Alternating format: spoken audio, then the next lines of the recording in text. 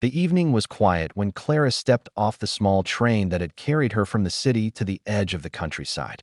She had been traveling for hours, watching as the tall buildings gave way to rolling fields, then forests, and finally to a station so small that it seemed more like a forgotten cottage than a place of arrival. The air smelled of pine and damp earth, and the hush of the dusk wrapped around her like a soft blanket. She carried only a leather satchel and a small suitcase, its wheels clicking softly against the wooden planks of the platform. For the first time in months, she felt unhurried.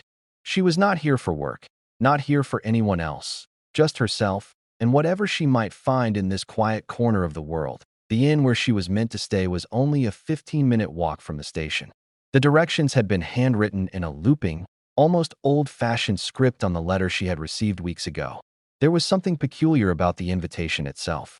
Clara had not sought it out. Instead, the letter had arrived one morning, sealed with dark blue wax, addressed in her name though she did not recognize the sender. Inside, the note had been brief but compelling. Come to the edge of the valley, where the forest meets the hills. Rest awaits you, and perhaps answers too. At first, she had considered it a mistake or even a prank, but the address was real, the directions precise. Something inside her had whispered, "Go." Now, walking down the dirt road lined with lantern poles that had not yet been lit, Clara felt the air shift. The forest stretched out on her right, tall pines rising like cathedral spires, while to her left, the valley sank into a field of golden grass that swayed gently in the evening breeze. The hush of crickets mingled with the faint rush of a nearby stream, and the entire landscape seemed to breathe slowly, as though it were alive, waiting for her to take the next step.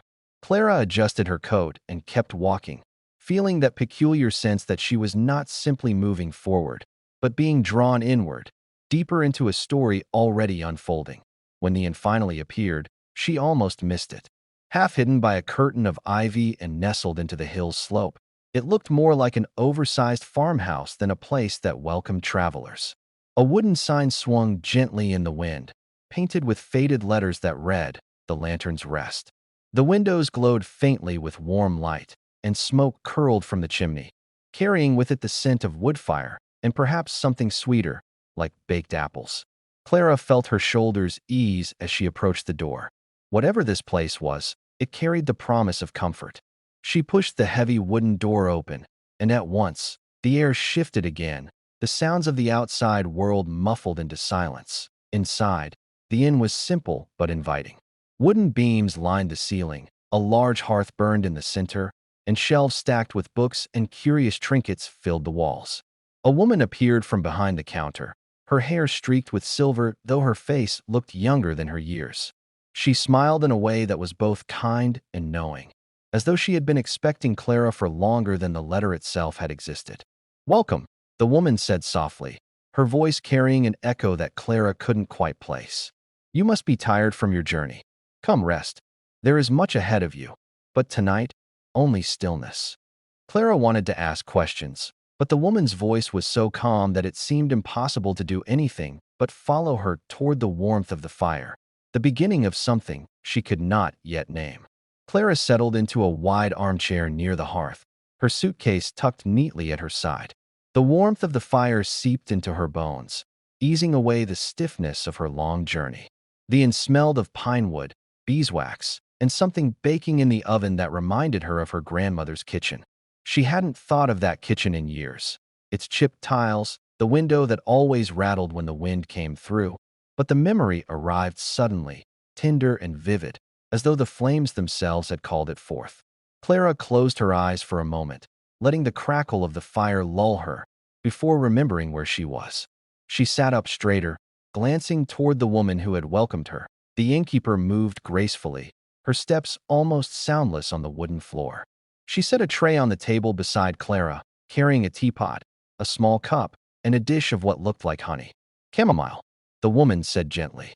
"It helps the body remember how to rest." Clara poured herself a cup, noticing the faint swirl of steam rising like silver ribbons. She took a sip, the warmth spreading through her chest.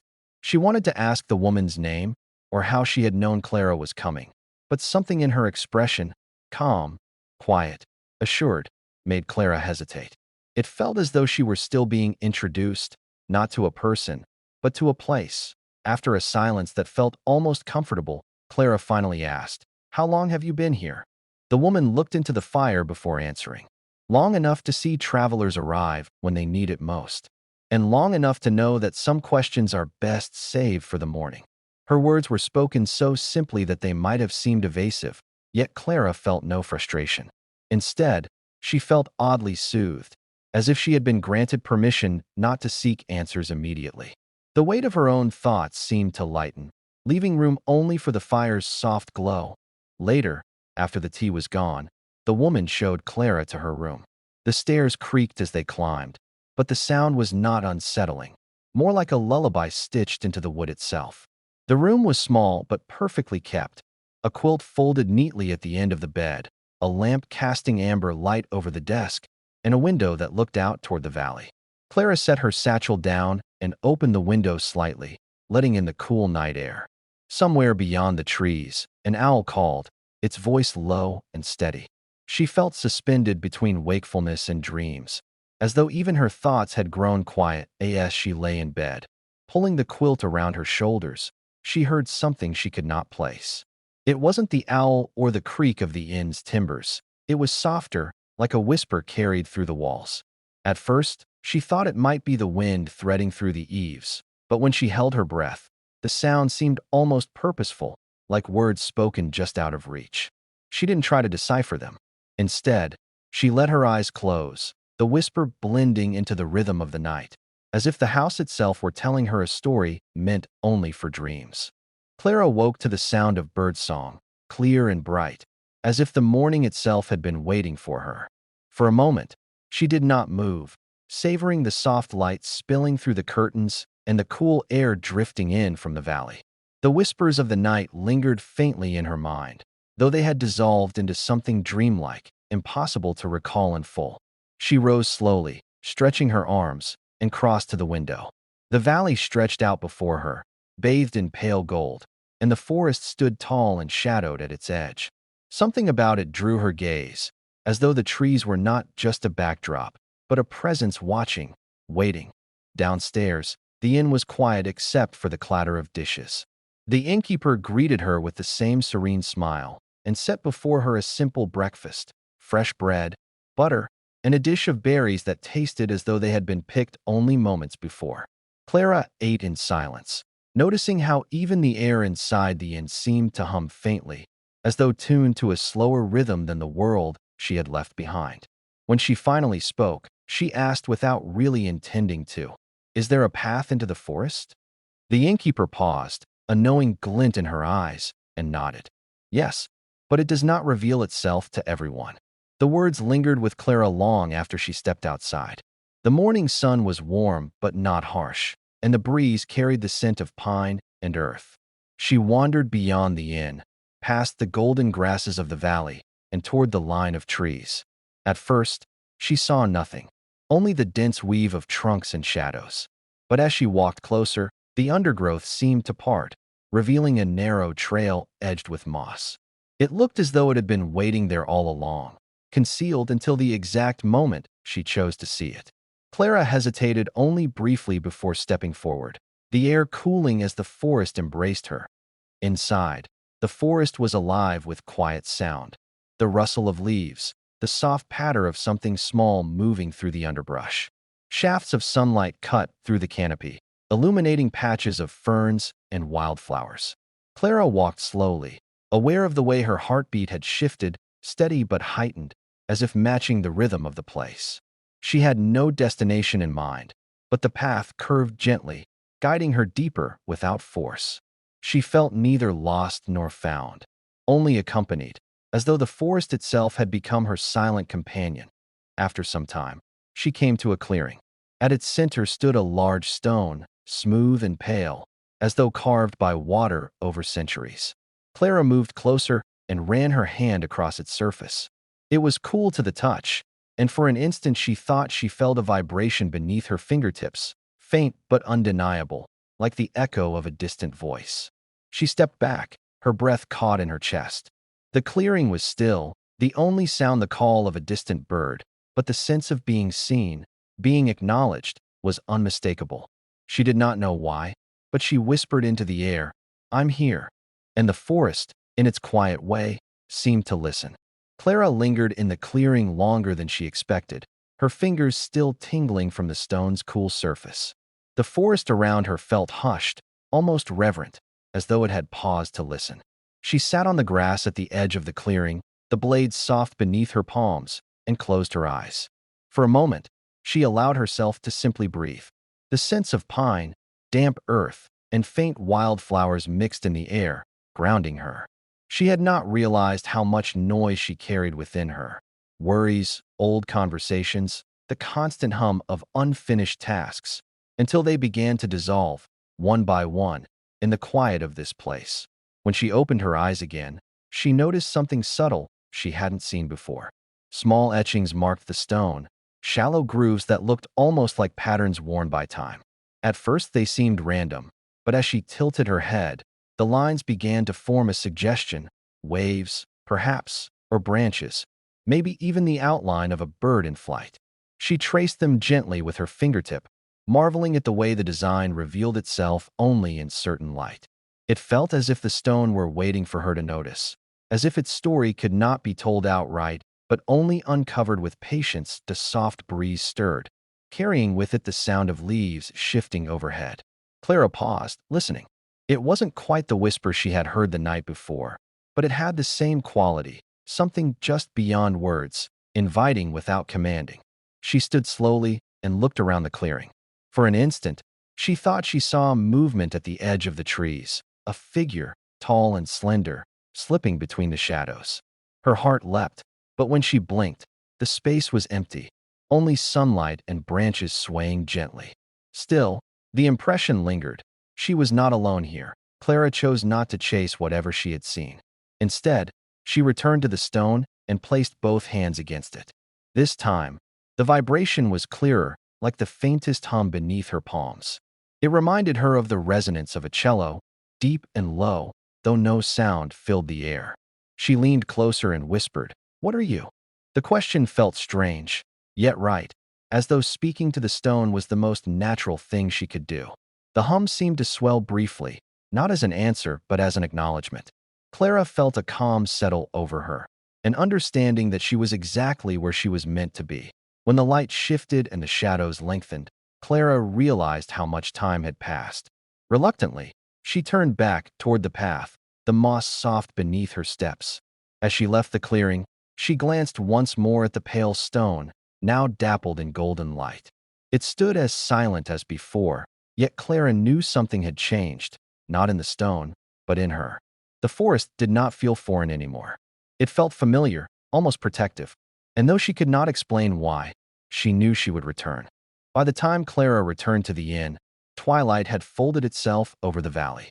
The golden grasses swayed like a sea of shadows, and lanterns along the dirt road had begun to glow softly, as though lit by unseen hands. She walked slowly, her steps unhurried, feeling the lingering hum of the forest still vibrating faintly within her chest. When she reached the lantern's rest, the inn looked different than it had that morning. Not merely warm and welcoming, but alive, as if the house itself had been holding its breath while she was away.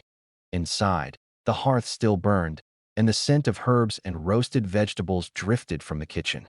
The innkeeper greeted her with the same serene smile, though this time, her eyes seemed sharper, more curious. "You found the path," she said simply, as though it had been inevitable. Clara felt no urge to deny it. She only nodded, her voice quiet when she asked, "The stone, what is it?" The innkeeper paused for a long moment before replying. "It has been waiting a long time. And so have you." The words were spoken gently, but they rooted themselves deeply in Clara's thoughts. Later, as night deepened, Clara sat again by the fire with a book she had plucked from the shelves. She tried to focus on the pages, but her eyes drifted off into the flames, where shadows leapt and curled in patterns that almost looked intentional. At one point, she thought she heard her name spoken, not aloud but in her mind, carried on the crackle of the fire. She turned sharply, but the innkeeper was not in the room. The silence settled again, wrapping around her like a heavy quilt. Clara set the book aside and closed her eyes, letting the warmth lull her, until the faint impression of watchers, gentle, patient, unseen, rose in her thoughts. That night, her sleep was filled with dreams. She walked the forest path again, but this time the trees glowed faintly with light, their trunks shimmering as though stitched with silver threads. The pale stone stood at the clearing's center, brighter than before, and around it gathered figures made of shadow and starlight. They did not speak, yet their presence felt neither threatening nor unfamiliar. Clara felt a strange recognition, as though she had stood among them once, long ago. When she reached toward them, the dream shifted into silence, and she awoke with her heart both calm and racing. The room was still dark, moonlight spilling across the quilt. For a moment, she thought she heard that same whisper again, softer than a breath, threaded through the walls of the inn. She didn't try to chase the meaning of it. Instead, she closed her eyes once more, letting herself drift back into rest. But as she did, one thought lingered. She had not imagined the watchers. Whether dream or memory, they were there. And tomorrow, she would return to the forest to find them again. The morning after the dream, Megan woke with the uneasy sensation that her room was smaller than it had been before, the walls just a fraction closer. Her porthole window, usually streaked with spray, was perfectly clean, so clean it reflected her face like a mirror. When she looked into it, for the briefest second, she thought she saw someone standing directly behind her. She spun around, but the cabin was empty. Her unease grew heavier by the hour. She couldn't shake the man's words from the previous day. "You're in my cabin." Determined to learn the truth, she sought out Helen in the library. The older woman's knitting needles clicked rapidly as Megan asked if she knew anything about cabin 743. Helen hesitated before lowering her voice. "There are stories," she said. "A man died in that room. Some say he jumped from the deck. Others say he never left at all." Megan pressed her for details, but Helen only shook her head. "The crew won't talk about it. Not officially. They scrub the passenger lists every year, but sometimes things slip through." She slid a folded piece of paper across the table. "I kept this from a cruise years ago. Same ship. Look at the names."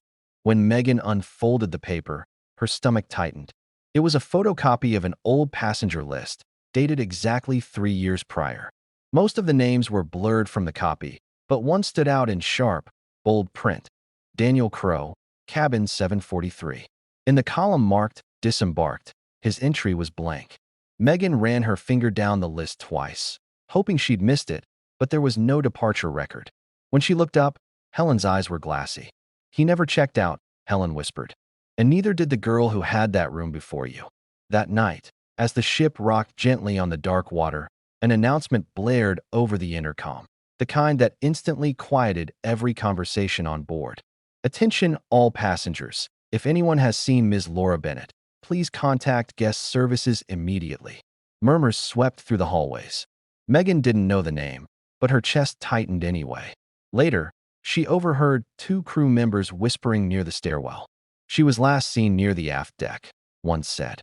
"Security says the cameras glitched again." The other just muttered, "It's happening again." Before walking off quickly, in the early hours of the morning, Megan awoke to the sensation of the mattress shifting, as if someone had just sat down beside her. She kept her eyes closed, paralyzed, every muscle rigid. A moment later, a cold fingertip brushed her wrist, and a man's voice whispered near her ear, "You need to leave." Clara returned to the inn at dusk, her mind still vibrating with the memory of the silver threads. The innkeeper was waiting by the fire, her silver-streaked hair catching the glow of the flames. "You've seen them," she said quietly, not as a question but as a truth already known. Clara hesitated before answering, unsure how much she should say, but the woman's gaze was steady, encouraging. "I saw someone," Clara admitted. "In the clearing. Watching."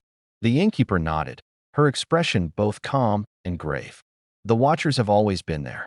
You've simply remembered how to see them." That night, Clara struggled to sleep. The dream returned almost as soon as her eyes closed. The clearing bathed in silver light, the pale stone gleaming brighter than before, and the threads weaving themselves endlessly into new shapes. But this time, the figure she had glimpsed did not stay at the edge of the clearing. It stepped forward. Its form was indistinct, more suggestion than body, but its presence was undeniable. Clara felt no fear, only recognition. She wanted to ask questions, but no words came.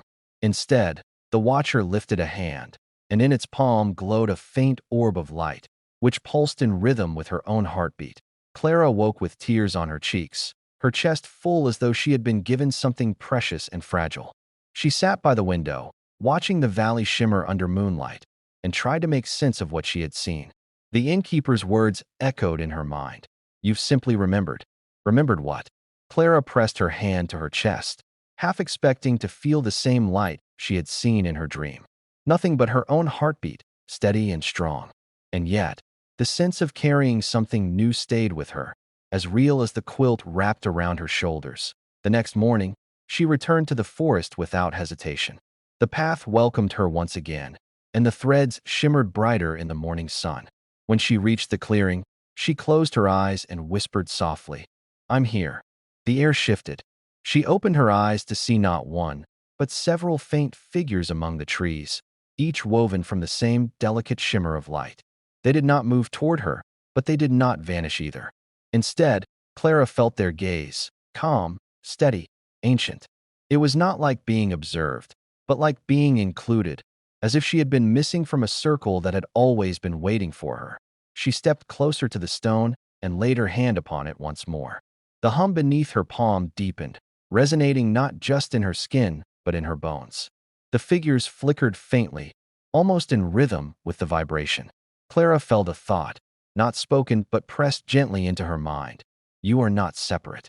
The words startled her not because of what they meant, but because she knew, with sudden clarity, that she had felt them before, years ago, in moments of stillness she had ignored or forgotten. She closed her eyes, letting the thoughts sink in, and for the first time since her journey began, she felt not like a visitor, but like someone returning home. Clara lingered in the clearing longer than she ever had before.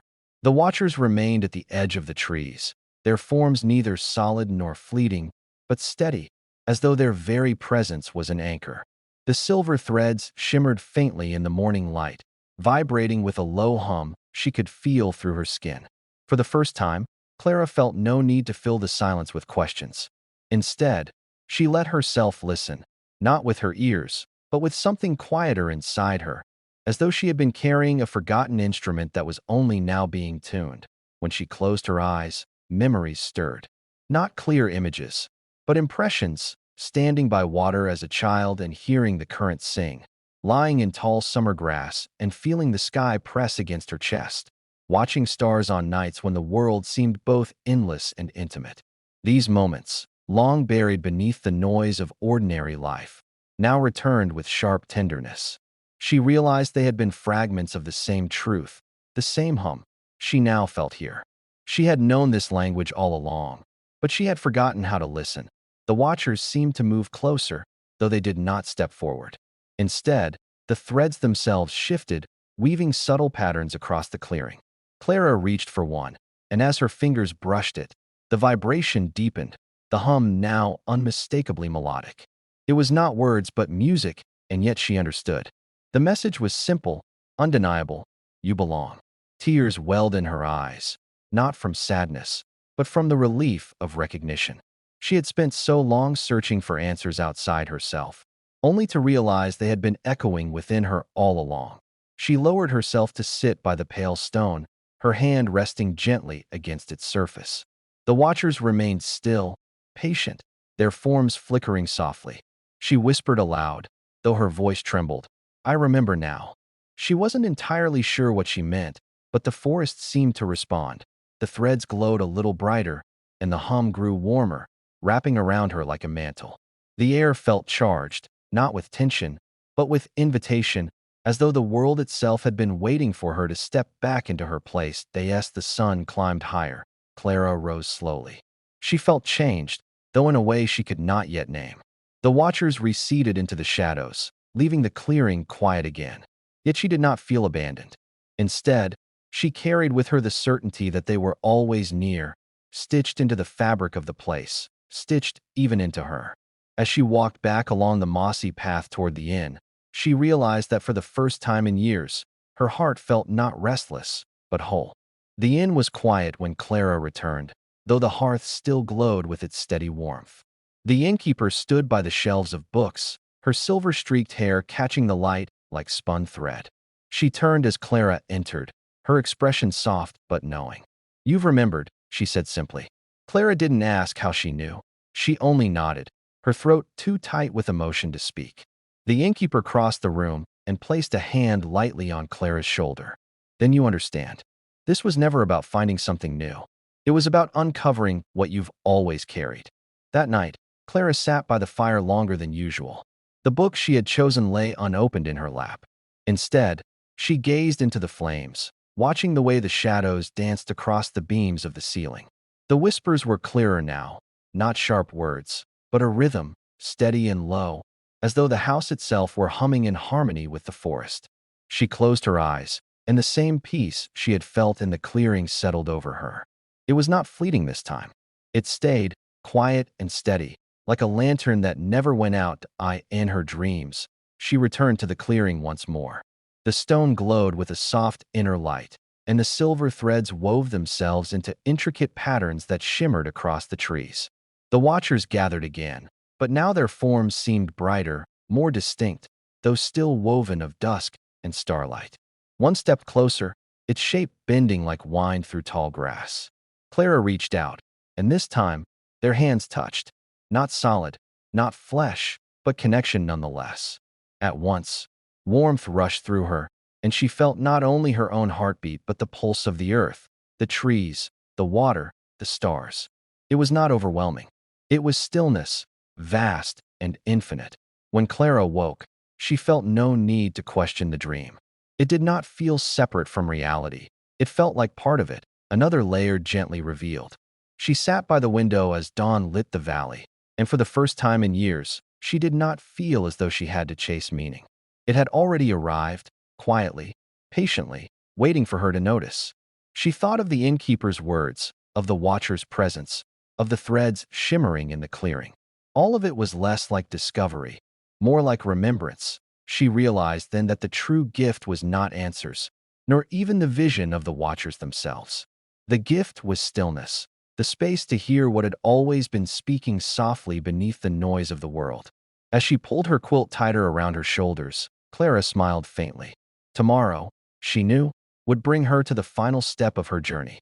Not an ending, but a closing of the circle and the quiet beginning of something she would carry forever. The morning dawned clear and cool, the valley bathed in a light that felt softer than any day before. Clara rose without hesitation, her body moving with the calm assurance of someone who already knew what awaited her. She ate a small breakfast left on the table, fresh bread, berries, and warm tea, but her thoughts were already with the forest. As she stepped outside, the air greeted her like an embrace, carrying with it the scent of pine and the faintest trace of dew. The path shimmered ahead, no longer something she had to search for, but a welcome she could follow with ease. The forest was quiet when she entered, but not empty. The silver threads glowed faintly, guiding her like lanterns strung between the trees. The hum she had once felt faintly was now steady, a heartbeat she could hear not only with her ears, but within her chest. When she reached the clearing, the pale stone waited, luminous in the morning sun. And the watchers were there, several of them, gathered like a silent council, their forms woven of dusk and starlight. This time, Clara did not pause at the edge of the space. She walked forward and placed her hand upon the stone, steady and sure. The threads shimmered brighter, weaving intricate patterns through the trees until the entire clearing seemed alive with light. The watchers lifted their heads as one, and though no words were spoken, Clara understood. She was not here to take, nor to become something new. She was here to remember what she already was, a part of this rhythm, this stillness, this great weaving of light and silence. The stone hummed beneath her hand, and for a moment she felt the threads not only in the air, but within herself, stretching outward, connecting her to everything around her. She closed her eyes, letting the stillness deepen, and whispered softly, "Thank you." The watchers did not move, but their presence swelled, gentle and steady, like a tide rising to meet the shore. Then, slowly, the light of the threads began to fade, folding back into the forest, and the figures dissolved into the shadows. leaving only the stone glowing faintly in the sun. Clara stood for a while longer, her heart calm, her breath even. She knew she could return here whenever she wished, but she also understood that the clearing, the stone, the threads, all of it, were now within her. When she finally returned to the inn, the valley stretched wide and golden, the air bright with quiet promise. The innkeeper met her at the door, her smile gentle, her eyes warm. No words were needed between them. Clara's calm was answer enough. That evening, as she sat once more by the fire, she felt no whisper, no pull of questions. Only the steady hum of stillness carried within her. It was not an ending she had found, but a circle completed, a story remembered, and a truth she would carry with her long after she left the lantern's rest. And in that quiet, with the fire glowing and the night deepening beyond the windows, Clara finally, fully rested.